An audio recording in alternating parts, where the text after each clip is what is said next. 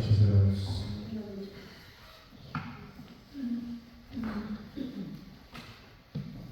Este tipo de oración es el que tenemos que tener no solamente aquí, hermanos, sino todos los días, ¿verdad? Si usted a veces se despierta de madrugada y no puede dormir, a lo mejor es porque el Señor le está hablando para que le busque, para que lea su palabra, para que ore, ¿verdad?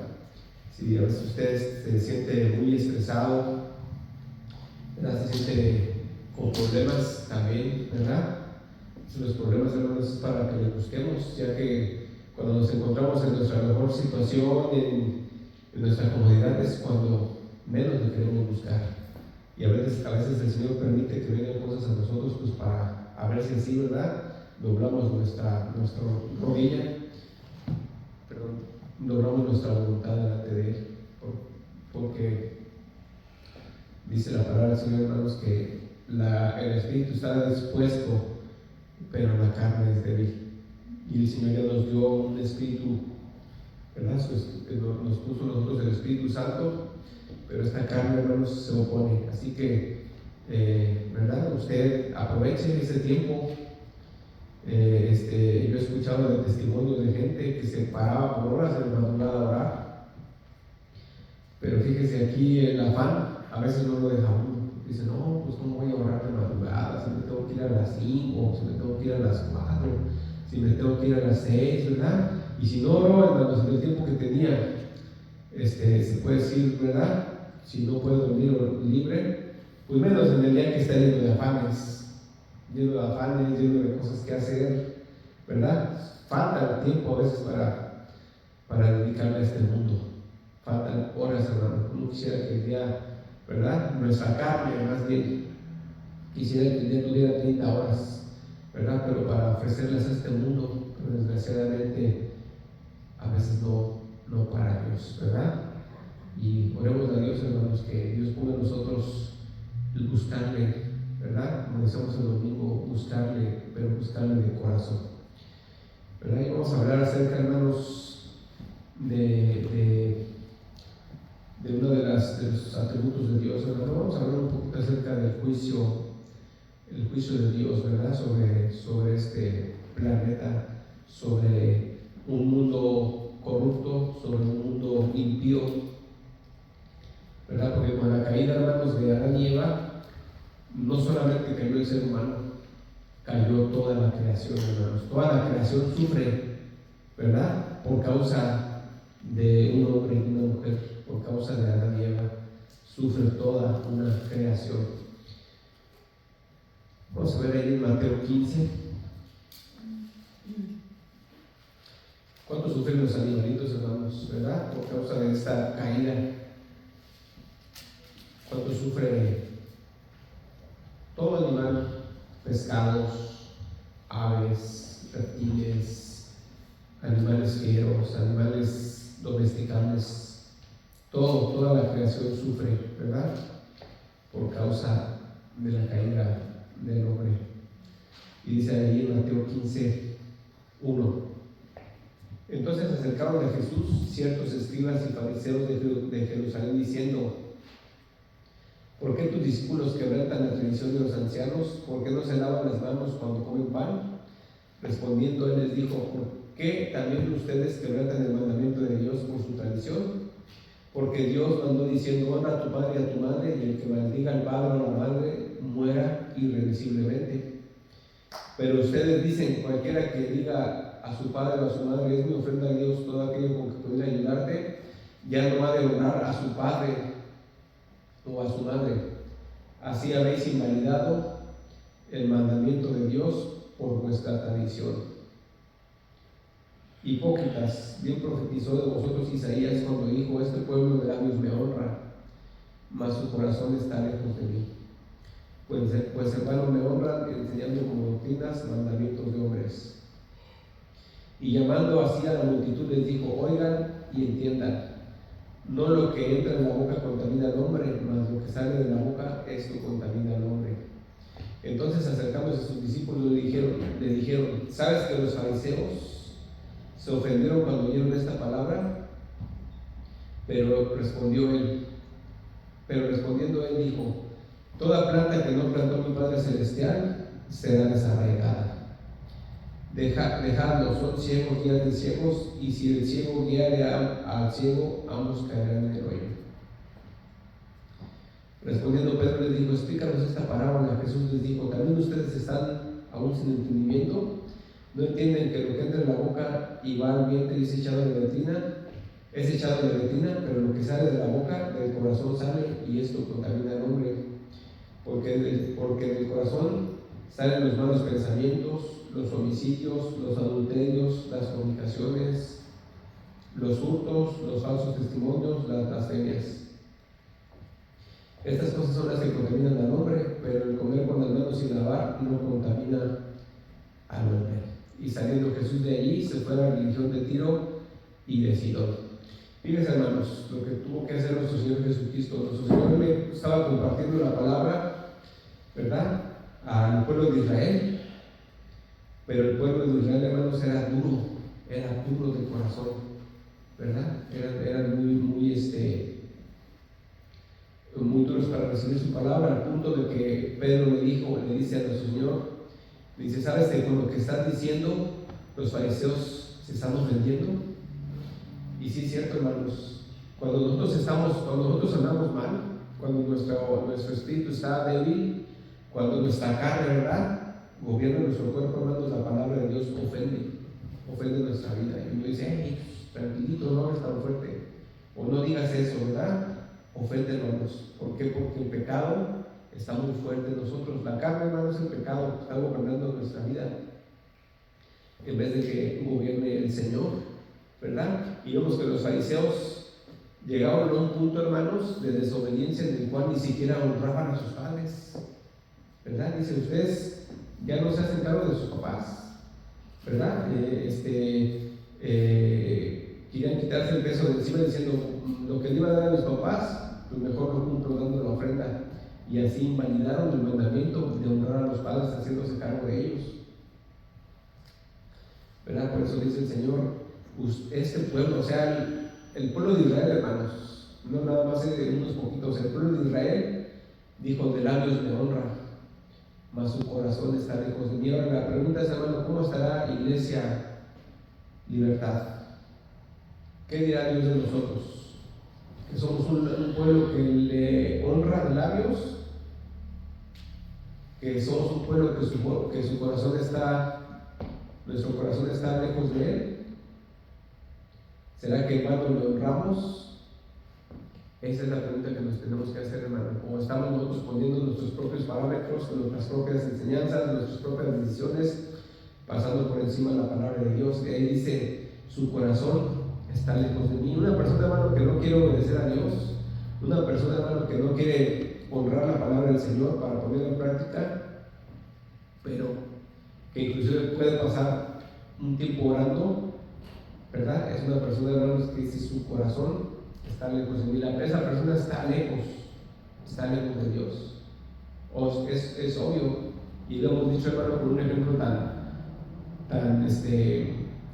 tan clásico como el hombre que le dice a la mujer, o la mujer que le dice a la pareja: te amo, te quiero, pero con sus hechos dicen todo lo contrario, ¿verdad? ¿Cómo le vas a decir tú que amas a alguien cuando le maltratas, cuando le gritas, o inclusive cuando le pegas? Lo mismo dice Dios: ¿cómo dices que me amas cuando no obedeces mi palabra, cuando no me honras? Le dice: más bien, estás muy lejos de mí, ¿verdad? Estás tan lejano de mí. Y luego dice aquí en el 13, dice: toda planta que no plantó mi Padre Celestial será desarraigada. Ese es el juicio de Dios, hermano, lo que hablábamos un poco el domingo, ¿verdad? Que no hay peor cosa, hermanos, para una persona que tener el juicio, ¿verdad?, o la ira de Dios encima de uno. Dice: toda planta que no plantó mi Padre Celestial será desarraigada. ¿Esto qué quiere decir, hermanos? Que en el pueblo de Israel habían tal vez millones de personas, eran plantas dentro de ese campo, pero no pertenecían a Dios. Esperemos, hermanos, que en la iglesia algunos de nosotros, hermanos, no sea una de esas plantas, una cizaña, ¿verdad? En vez de ser trigo y que un día el Señor nos tenga que, cuando lleguemos a su presencia, o inclusive aquí en la tierra, decir, ¿verdad? Eres desarraigado, eres quitado. Dios quiera que no, hermanos, que Dios tenga compasión de nosotros, pero eso lo vamos a saber nosotros desde aquí, a menos que nos engañemos. Al nivel que estamos nosotros en doctrina, hermano, no nos podemos engañar. Eso se la pasó hace 10, 15 años que estábamos engañados, ¿verdad? De que un montón de cosas que se nos enseñaban erróneas, y ni aún así tal vez, hermano, se puede engañar uno, ¿verdad? Dice, dejadlos, son ciegos, guías de ciegos, y si el ciego guía al ciego, ambos caerán al hoyo. El Señor está diciéndole a sus discípulos, déjenlos que se pierdan, ya no se metan con ellos, déjenlos que se pierdan, están desarraigados, están ciegos, y entre ellos se quieren guiar uno al otro, y ambos, tanto maestros como discípulos, van al hoyo. ¿A dónde es, hermanos? Pues al infierno eterno, a la muerte eterna. Esto, hermanos, se llama la vida de Dios, cuando Dios dice, déjalo, no me digas nada, ¿verdad? Esto me refiero a qué pasa cuando usted está compartiendo un familiar y esa familia está renuente, mira, acércate a Dios, mira, la religión que tienes es una religión que ofende a Dios, ¿verdad? Eso que estás haciendo es idolatría, ¿verdad? Eso que estás haciendo, por ejemplo, si tienes un familiar borracho, dices, oye, la palabra dice que los borrachos no entran en el reino de Dios. No, a mí déjame tranquilo y déjame en paz, ¿verdad? Y hay un momento que tú dices, pues lo dejo ya, porque no entienden. Lo dejo, quién sabe si un día, hermanos, la misericordia del Señor llegará, pero el peor juicio que hay, hermanos, es para una persona que supuestamente conoce la palabra de Dios, porque aquí la palabra está siendo dirigida a los fariseos, su gente que supuestamente conocía, entendía los misterios de Dios. Aquí, hermanos, este juicio, hermanos, es severo cuando es contra nosotros, contra la misma iglesia, ¿verdad? Porque ¿qué pasaría, hermanos? Si somos ciegos, guías de ciegos, pues los dos vamos a caer, ¿verdad? Y el Señor dice, no va a haber luz para ellos, no va a haber entendimiento. Déjanos, eso pasa con las sectas, ¿verdad? Son sectas que viven en sus tradiciones, en sus propias enseñanzas, en sus propias interpretaciones, y a muchos de ellos el Señor ya los ha desarraigado desde hace mucho. Vamos a Romanos 1:18. ¿Y qué hizo el Señor, hermano? Dijo que el Señor mejor se fue a Tiro, ¿verdad? Y Sidón. Era tan dura, hermanos, la gente de Israel, que muchas veces él salía y la gente obedecía más fuera de Israel que los mismos judíos, ¿verdad? Y eso, hermanos, puede pasar a veces en la iglesia. Puede pasar también en la iglesia, hermano. Aunque hay gente allá afuera que no tiene salvación o que no tiene la palabra, a veces pueden hacer, ¿verdad?, de alguna manera hasta más obedientes que uno. Porque ¿cómo es posible, hermanos, que un cristiano que estudia la palabra, que se supone que lee, que se supone que ora, tenga un carácter más irascible, más contencioso, más chismoso, más peleonero, más con más lascivia que uno que no conoce de Dios? A mí a veces se da, hermanos, ¿verdad?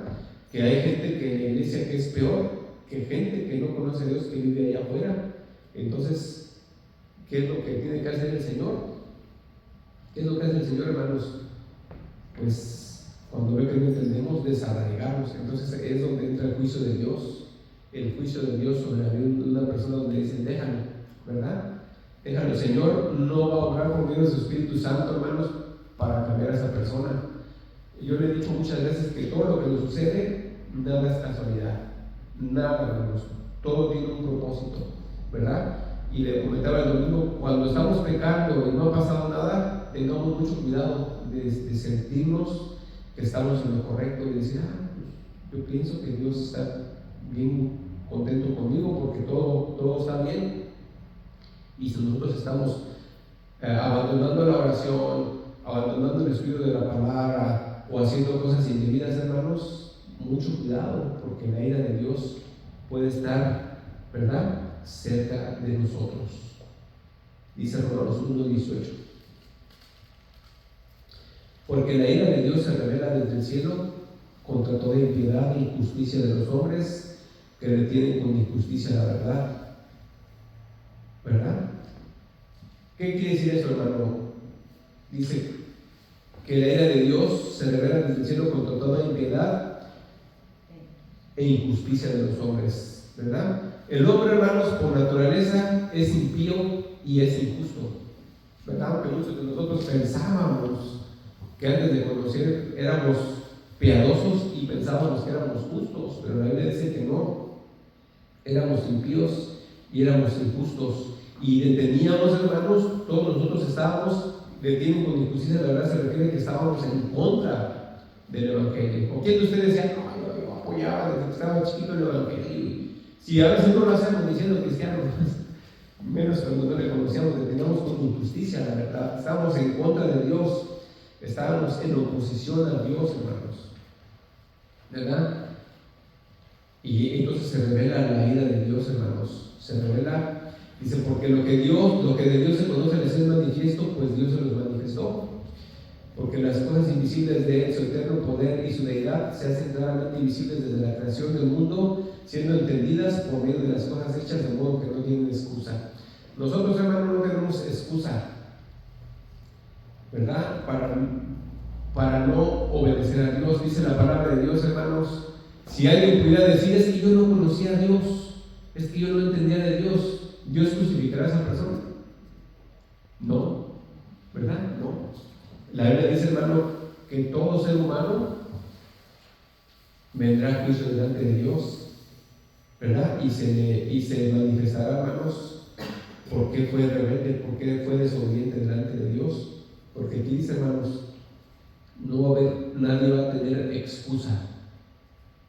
Entonces nosotros, hermanos, como cristianos, ya se nos ha revelado, hermanos, el medio y el misterio por el cual podemos pasar, ¿verdad?, por alto la ira de Dios, como el pueblo judío, hermanos, en el tiempo de la destrucción de los primogénitos en Israel. Dice la palabra de Dios que el ángel de la muerte pasó por alto las casas en donde estaba la sangre del cordero. Esos somos nosotros, hermanos, los que en verdad hemos sido lavados, los que en verdad hemos sido purificados y habita el Espíritu Santo en nosotros.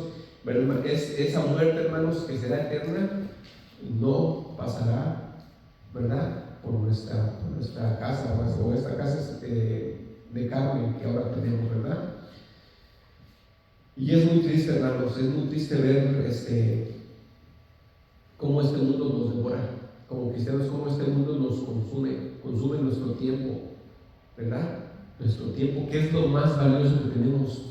El tiempo, dice el dicho, que el tiempo es oro. Y para nosotros, hermanos, más que oro, para nosotros el tiempo, hermanos, es vida. Para la gente el tiempo es oro porque es un oro terrenal, es una ganancia pasajera, pero para nosotros, hermanos, es más que el oro. Para nosotros es vida eterna y cosecha eterna.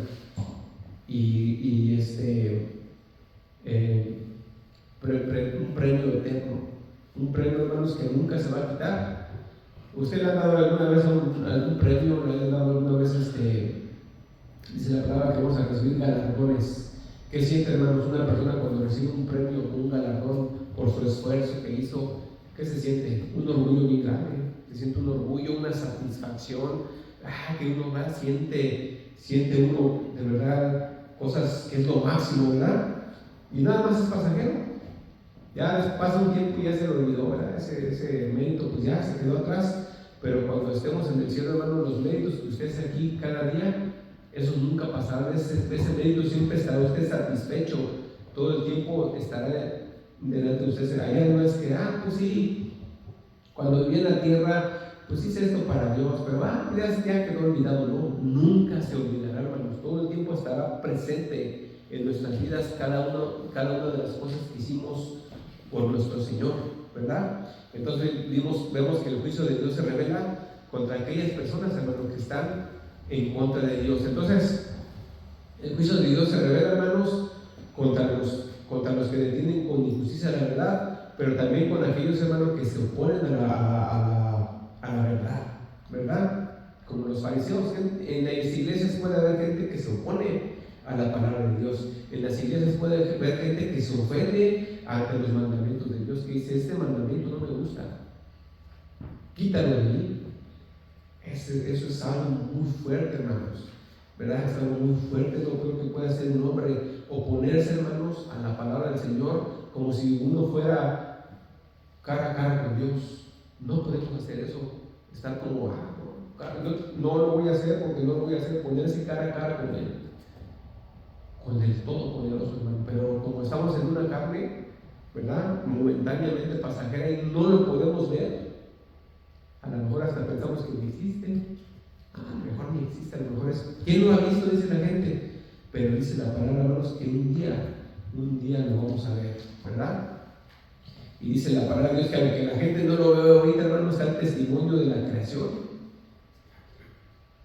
Aunque no lo puedes ver, está el testimonio de lo creado, ¿verdad? Y la ciencia, ya lo sabemos, que sacan sus teorías, ¿verdad? Del Big Bang, y sus teorías de la evolución, y sus teorías de no sé cuántas cosas inventan. Pero sabemos que todo eso es mentira. Hay un Dios, hay un creador, ¿verdad?, que sustenta todas las cosas, y un día lo vamos a ver.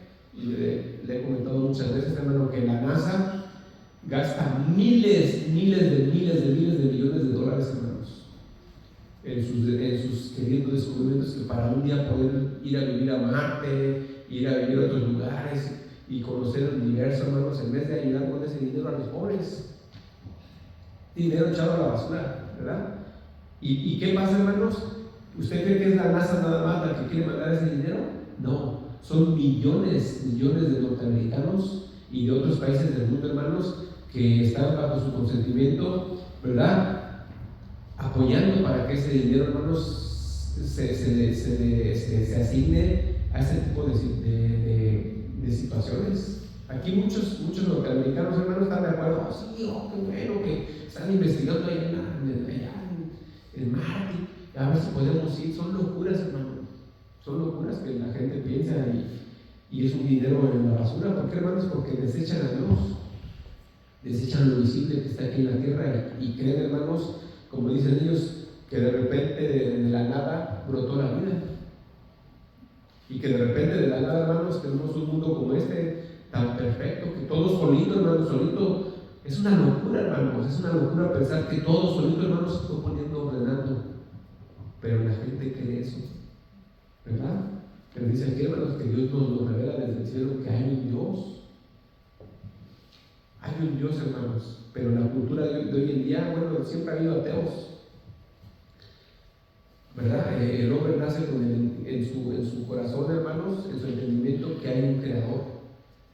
Cualquier tribu, hermano, cualquier persona nace creyendo que hay un creador, aunque después ya de grandes se hacen ateos. Más ahora, hermano, que las universidades enseñan eso, que, ¿verdad?, que la evolución, y que no existe Dios, y que, ¿verdad?, que nuestros antepasados, los monos y el Australopithecus y el hombre perdido, el eslabón perdido, todas esas cosas, hermano, hacen que mucha gente pues se aleje todavía más de Dios. Pero aquí dice: no tendrán excusa, hermanos.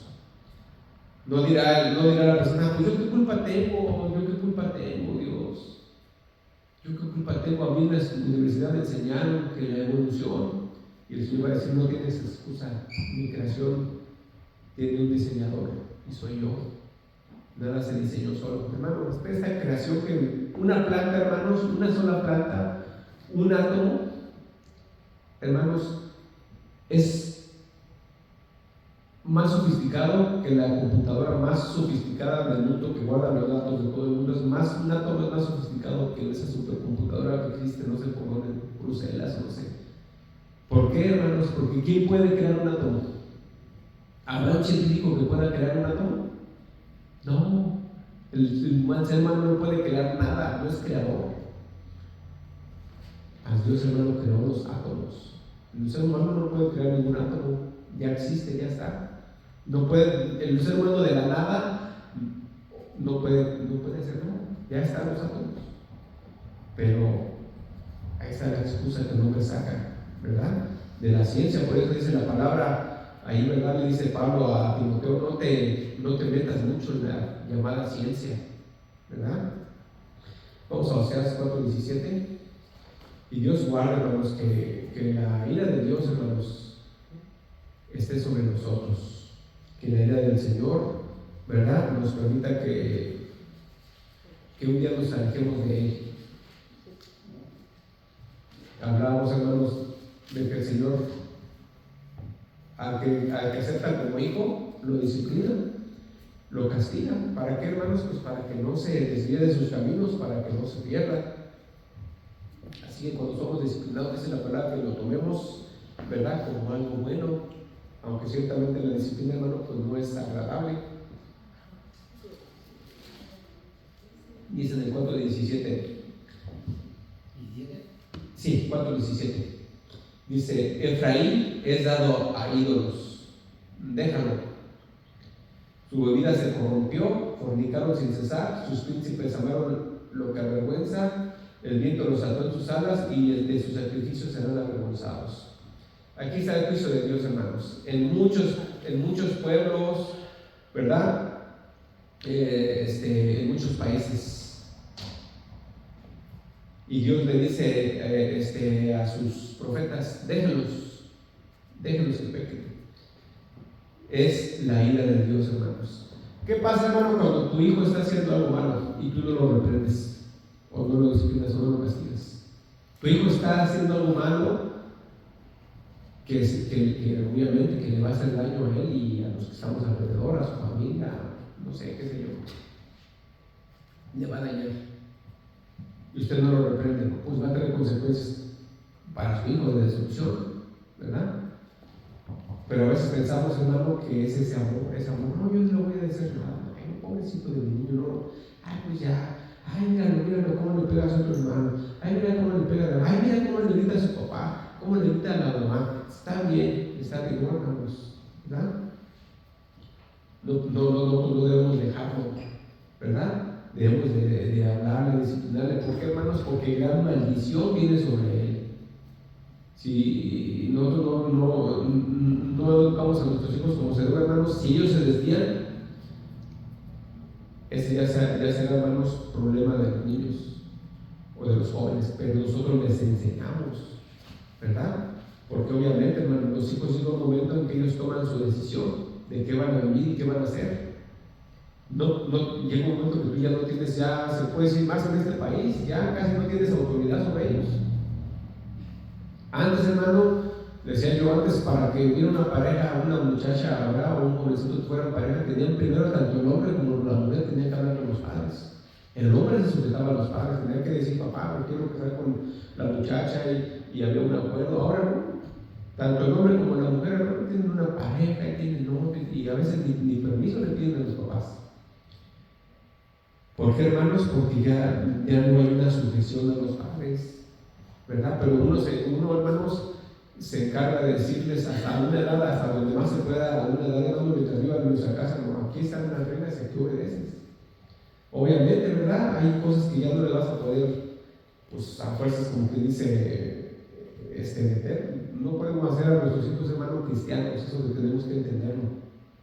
Yo no puedo hacer de mi hijo: pues, ¿cómo no? Y tienes que ser cristiano, eso es un trabajo de Dios. Yo no puedo, por más que yo me force a hacer que el Espíritu Santo entienda, eso es una decisión de Dios y ya está en su libro.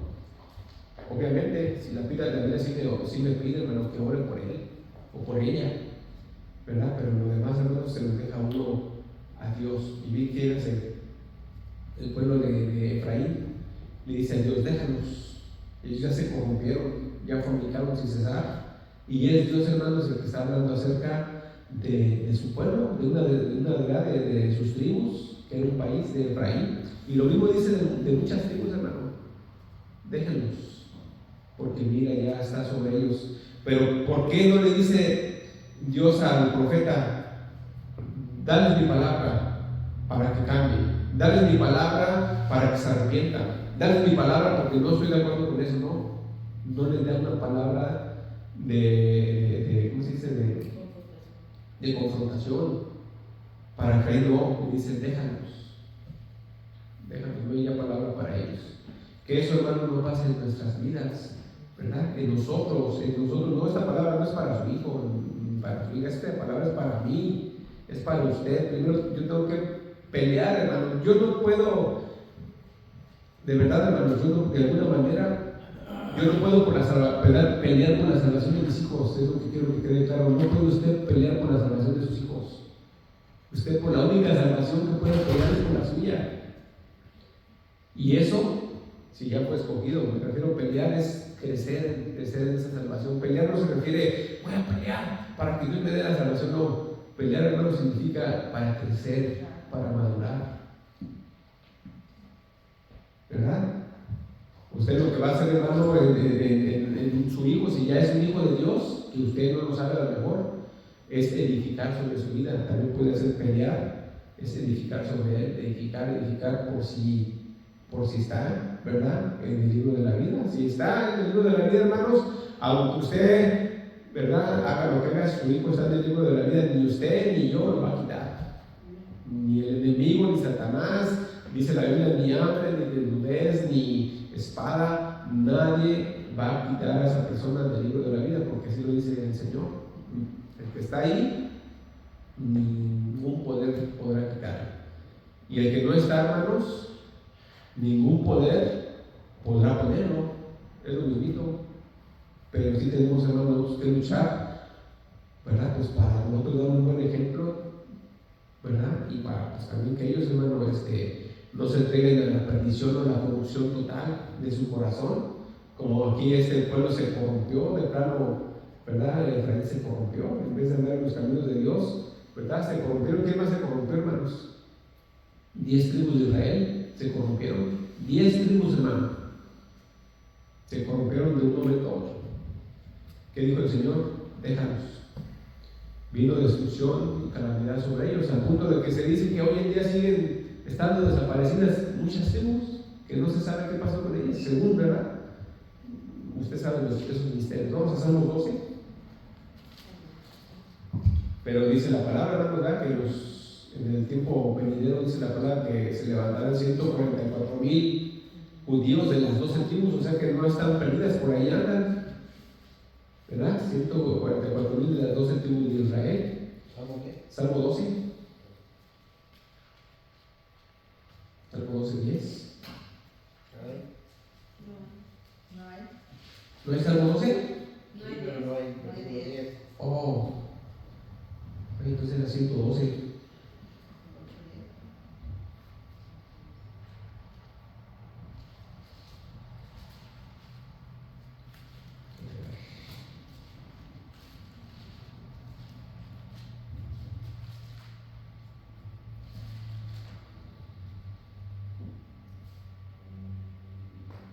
No, me equivoqué, hermanos, pero bueno,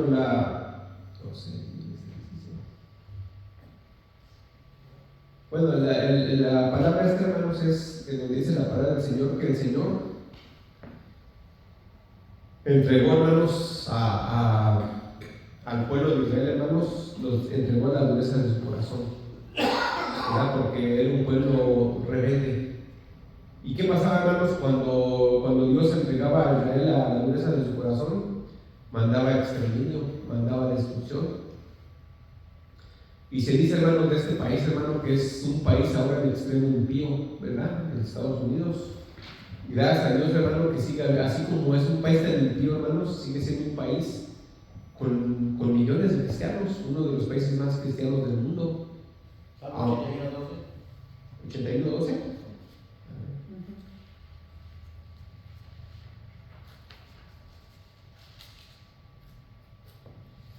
Sí, gracias. ¿Qué sabe por qué puse 12? Pues no le puse el 81. Gracias, dice, pero mi pueblo no oyó mi voz e Israel no me quiso a mí. Fíjese, hermano, habla de todo un pueblo. Hermanos, ¿cuántas veces entregó Dios a juicio al pueblo de Israel? Muchísimas veces, hermano. Vemos que el pueblo de Israel era como la montaña rusa, una vez estaba arriba y otra vez estaba abajo, pero vamos a leer. Dice, pero mi pueblo no oyó mi voz y Israel no me quiso a mí. Los dejé, por tanto, a la dureza de su corazón.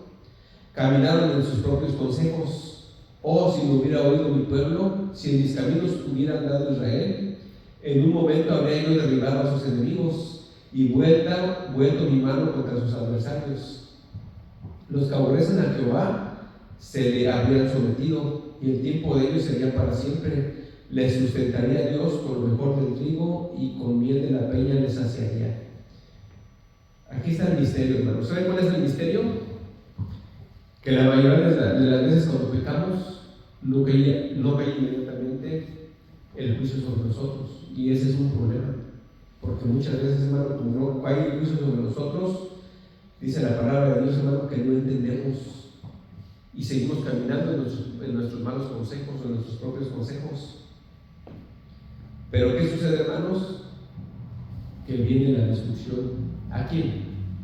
A nuestras generaciones que siguen, ¿verdad? Porque ¿cuánto tiempo, hermanos, duraba para que Israel se levantara? 30, 40 años, 50 años, y iban para arriba y luego otra vez para abajo, y había matanzas y destrucciones de Israel, y luego para arriba, y luego pues se levantaba, ¿verdad? Dios levantaba un juez, levantó un grupo de hombres que, ¿verdad?, temerosos de Dios, y se levantaba la nación, y se levantaba el país, y había bonanza, había dinero, había comida, y se dedicaba otra vez el pueblo a pecar. Se dedicaba el pueblo a pecar, y Dios los dejaba. ¿Para qué, hermanos? Para su propia destrucción. Entonces nosotros nunca nos confiemos, porque si no es en mi generación, puede ser en la de mis hijos. Y que Dios quiera, hermanos, que yo ponga un buen ejemplo, ¿verdad? Un buen ejemplo, hermanos. Vamos a hablar aquí terrenalmente. Aquí no vamos a hablar de salvación.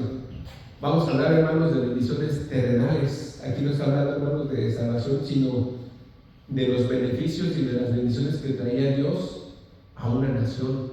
Era comida, era sustento, era paz, y también, hermano, traía poder o victoria en tiempos de guerra.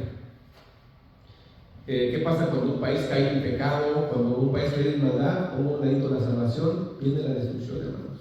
Por eso le digo yo, hermanos, que nuestros países de donde venimos son países que han entrado en maldiciones muy grandes, como la idolatría. Todo un país idólatra, todo un país con ciertas, hermano, ¿cómo se dice?